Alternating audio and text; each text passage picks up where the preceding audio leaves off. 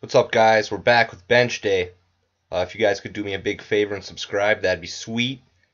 And let's take a look what we got today. So I'm at my 5x5 again here for week 3. Week 4 I also have 5x5. I'm at 82.5% to date. Puts me at 275. This is my third set. First two sets went pretty well. Take a look.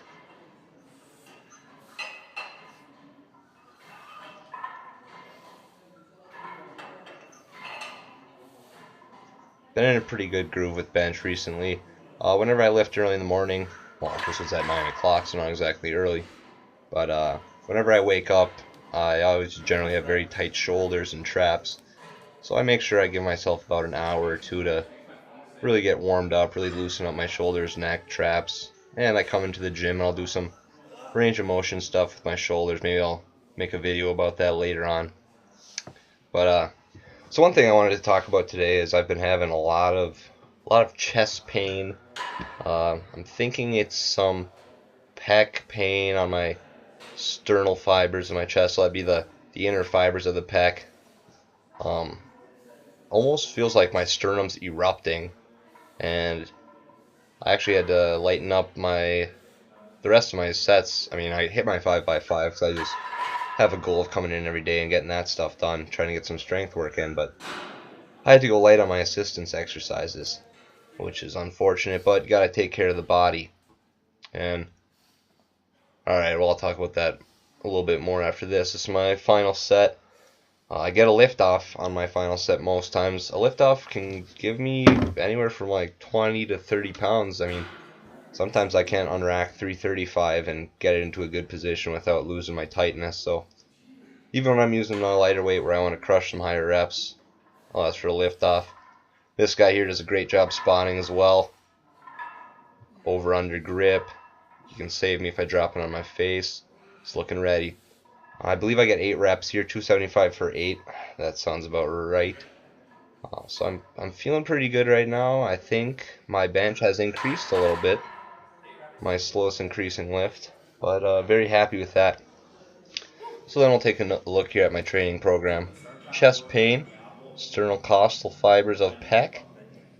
No more dips, no more pressing, no more pull-ups. I probably could have left pull-ups in, but I probably just didn't feel like doing them. So I'm gonna lighten up my load here for close grip, just kind of work a range of motion, open up the shoulder a little bit, open up the chest. Again, I'm using a suicide grip or a thumbless grip, whatever you want to call it. Nice and easy, keeping her light. So whenever I have trained before, with nagging pain, most oftentimes it has been something like a hip flexor, maybe a shoulder injury as well. But anytime I train through that kind of stuff, it never really gets better. It just gets worse and worse until I suffer some sort of major injury or something like that that makes me have to rest.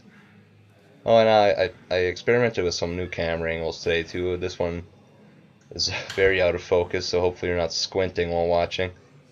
But try to give you guys some different angles from now on. See if I can get that done. A little better production. So yeah, back to the topic. So I don't necessarily think it was worth it for me to go, hit heavy close grips and hit heavy dips if that's going to take away from my pressing later on. Because guys, it's all about the long term.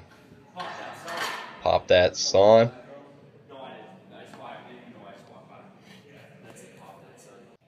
Oh, another sweet angle right here. I actually set the phone on some bumper plates. Creeping in. Getting set up. I'll have to put it here sometime for my actual set so you guys can see my arch and my leg drive a little bit better. Forearms are looking actually pretty lean in comparison to the rest of my body, which is quite fluffy right now. But that's perfectly fine, and that's just how the body works. So as I said, yeah, took her easy, took dips out of the equation today, kind of took the stress off the chest, did a little more shoulder, upper trap work, did some prone raises here. Actually got some tips from the strength guys. If you don't follow them or I guess friend them on Facebook or something, you should go ahead and do that now. They're a great resource. But anyways, just some Ys and Ts. You guys have probably seen these before as well. I have extremely weak upper traps or middle traps, or whatever. They're traps, whatever you want to call them. So I do some Ys here. I do 10, and I do 10 Ts. And I'm sure there's a million different ways I should be doing these. I mean, maybe I should be slower. Maybe my thumb should be completely pronated, etc., etc. You can make the argument for anything, but I definitely feel these in the upper back. And I just kind of like hidden rear delt stuff, upper trap stuff after a long bench day. Just kind of even out the muscular imbalances, or whatever you want to call it, so I don't end up hunched over like a desk jockey. So again, guys, subscribe if you could, that'd be sweet. And have a good one.